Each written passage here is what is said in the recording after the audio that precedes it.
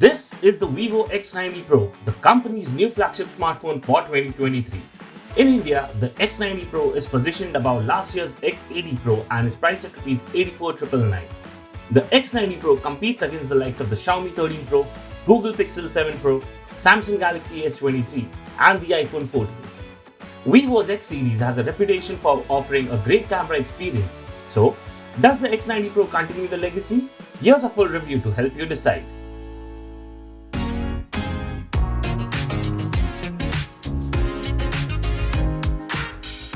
The Vivo X90 Pro has received some design tweaks over last year's model. It uses vegan leather for the rear panel and the textured surface does help offer a better grip and in-hand feel, and it doesn't attract fingerprints easily. There is a massive camera module on the back for the triple camera setup. What reduces the premium appeal a bit for me is the shiny chrome strip below the camera module, which has the Extreme Imagination text on it in a not so flattering font. Despite weighing about 214 grams, the weight distribution is well done as the Vivo X90 Pro can stand upright without requiring any support when kept on a flat surface. However, you will feel the heft when you hold it. The phone also gets an IP68 rating for water and dust resistance. It also has a dual speaker setup with the earpiece doubling up as a secondary audio outlet. The X90 Pro sports a 6.7-inch curved AMOLED display with support for a 120Hz refresh rate. The display unfortunately does not support LTPO tech and you only get 3 variable options for the refresh rate: 60Hz, 120Hz and Smart Switch. The display supports 1300 nits of peak brightness and this HDR10 Plus and wideband L1 DRM support. The X90 Pro gets a low resolution of about 1.5K from WQHD Plus in the X80 Pro. I never found this to be an issue, but it would have been nice to have that higher resolution, especially since some of the competition offers it. The X90 Pro gets an optical in-display fingerprint scanner which is quick to authenticate and unlock the device, but it misses an ultrasonic scanner which was found on the X80 Pro. A 4nm MediaTek Dimensity 9200 SoC takes care of the performance. The SoC is capable of handling almost any task you throw at it. I played Call of Duty Mobile and Asphalt 9 Legends and both games ran smoothly with high graphics settings. The phone did get warm quickly just below the camera module area after about 20 minutes of gameplay, but I did not notice any negative impact on the performance. The X90 Pro packs a 4870 mAh battery and can last up to a full day depending on your use case.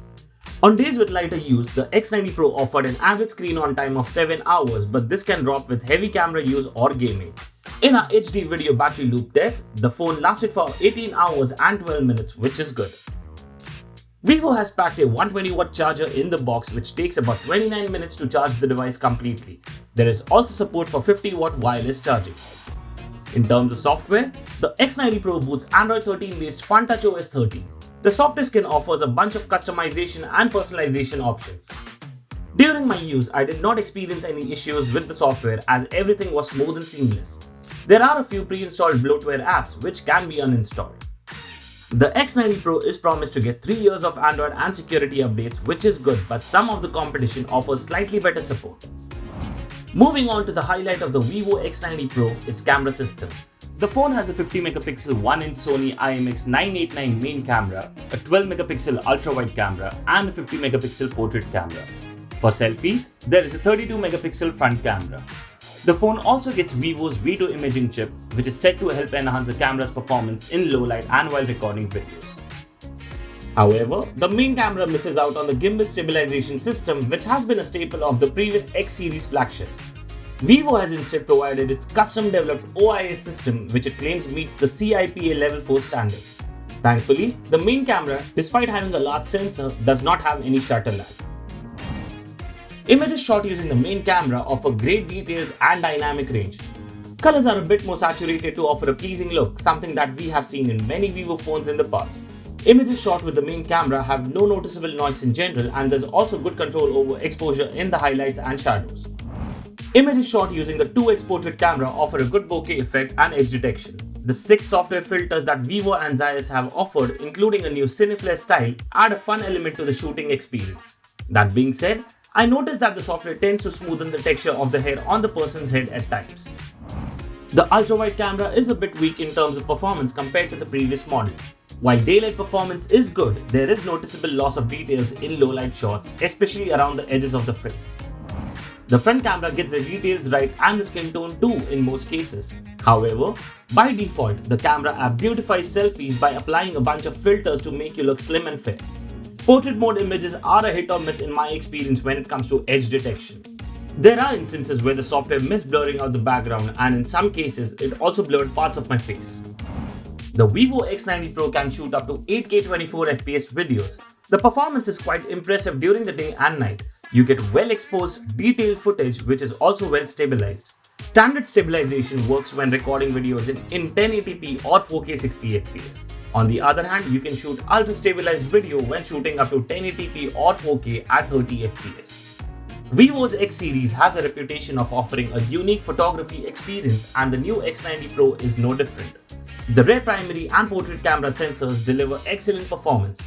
System performance, display quality and battery life with quick charging are very good as well. The phone has a premium design and comes with an IP68 rating. However, there are a few misses along the way in the Vivo X90 Pro which do stack up, especially when you factor in the price. The ultra-wide camera is not very impressive, and we feel that the X80 Pro did a much better job in this respect. We weren't too happy with the processed images from the selfie camera either when using portrait mode.